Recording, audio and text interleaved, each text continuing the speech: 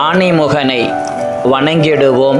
முதலிலே ஆனைமுகனினுடைய அருளோடு இதோ நாகதேவதைகளின் அருளும் கிடைக்கும் வண்ணமாக இங்கே ஆனைமுகனையும் ராகு கேதுவாக வீற்றிருக்கக்கூடிய நாகதேவதைகளையும் பணிந்து வணங்கி இந்த ஆடி மாதத்திலே அனுகிரகம் செய்யக்கூடிய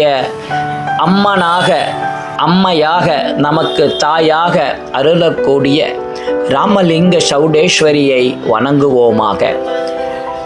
ஆலயத்திலே எழுந்தருளி இருக்கக்கூடிய பாலதண்டாயுதபாணி அன்னை ராமலிங்க சௌடேஸ்வரியின் ஆலயத்திலே ஊஞ்சல் உற்சவத்திலே அமர்ந்திருக்கக்கூடிய சந்திரசேகரர் ஆனந்தவல்லி தாயார் அன்னை ராமலிங்க சௌடேஸ்வரியின் ஆலயத்திலே ஆடி வெள்ளி 3ஆம் வெள்ளியை முன்னிட்டு அன்னை குதிரை வாகனத்திலே எழுந்தருளக்கூடிய அற்புதமான அலங்கார தரிசனத்தை இதோ இங்கே நாம் கண்டுகளிக்கின்றோம்.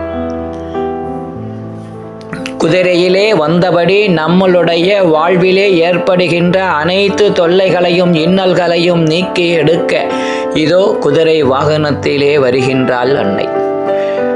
கண்டபடி அலையக்கூடிய நம் மனதை கடிவாளம் போட்டு இழுக்கக்கூடியவளாக நம் மேல் அமர்ந்து நம்மை கட்டுப்படுத்தக்கூடியவளாக இதோ அன்னை குதிரை வாகனத்திலே எழுந்தருளி இருக்கின்றாள்.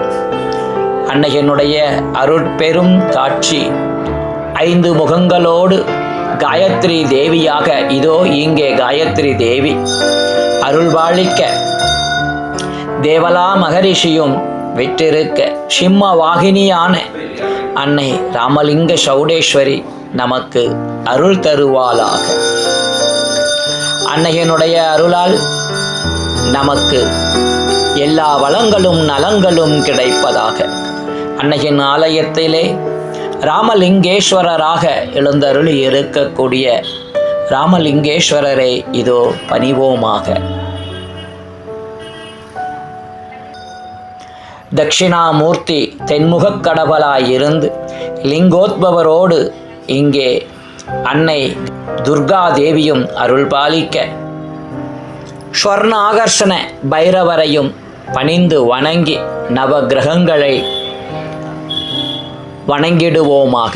அன்னையின் ஆலயத்திலே நமக்கு இங்கே அனைத்து நலங்களும் பெறக்கூடிய வகையிலே நவகிரக அனுகிரகமாக இருக்கிறது.